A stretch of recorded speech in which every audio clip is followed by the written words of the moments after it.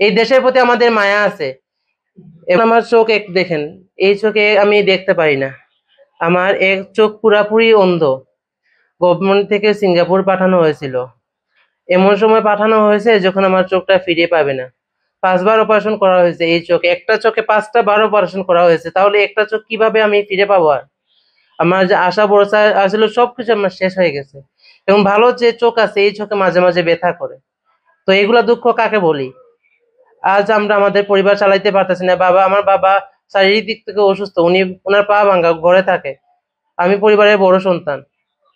আজ যে আমরা 1 বছর পার করলাম, আমাদের কি আছে, কি দিচ্ছে আমাদের জনগণ? এই জনগণ এখনো আমাদেরকে উপহাস করে। কেন? দেশের জনগণ আপনারা কি ভুলে গেছেন?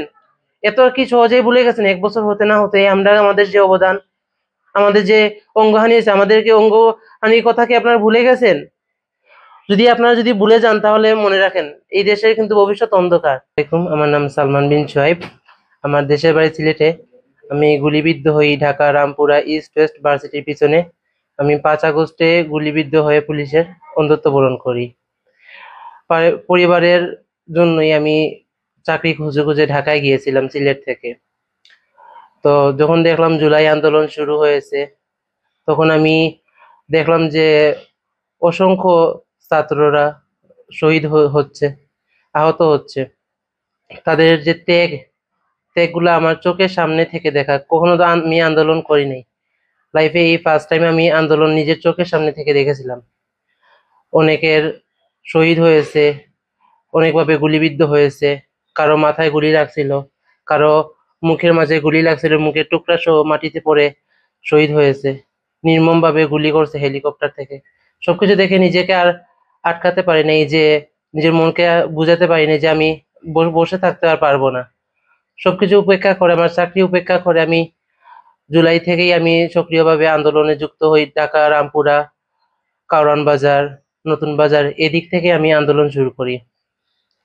আন্দোলনের সময় অনেক ধরনের বাধার সম্মুখীন হই। তো সকলের উদ্দেশ্যে একটা কথাই বলতে চাই, যেন আমাদের দেশ সুন্দর করতে আমাদের পাশে থাকুন, আমাদেরকে সহায়তা করুন।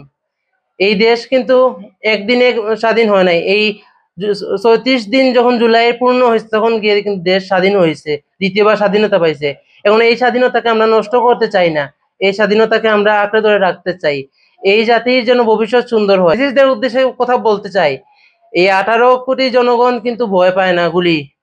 ওরা কিন্তু এই 18 কোটি জনগণ কিন্তু গুলির সামনে থেকে মৃত্যুর জায়গা থেকে ওরা উঠে দাঁড়াইছে। আমরা কিন্তু অলরেডি একবার মরে গেছি, বলতে গেলে আমি মৃত্যুর মতোই, জীবিত মৃত্যু। কারণ আমাদের পরিবার চালাবার মতো, আগে আমি পরিবারের বড় সন্তান, ফ্যামিলির সংখ্যা 5 জন। এই 5 জনকে চালাবার জন্য আমার তো দায়িত্ব আছিল আন্দোলনের হওয়ার আগে। এত এত যে দল দল আছে বাংলাদেশে, কেউ কি আমাদেরকে সাপোর্ট করে? কেউ খোঁজ খবর রাখে না। এতদিন হয়ে গেল, ভাতা নিয়ে কোনো খোঁজ খবর নাই, কারো মাথা ব্যথা নাই। জুলাই সনদ নিয়ে কারো মাথা ব্যথা নাই। জুলাই সনদ যদি না হয়, তাহলে তো এই যে গণ অভ্যুত্থান হয়েছে, এটা তো আপনার ইতিহাস হয়ে থাকবে না।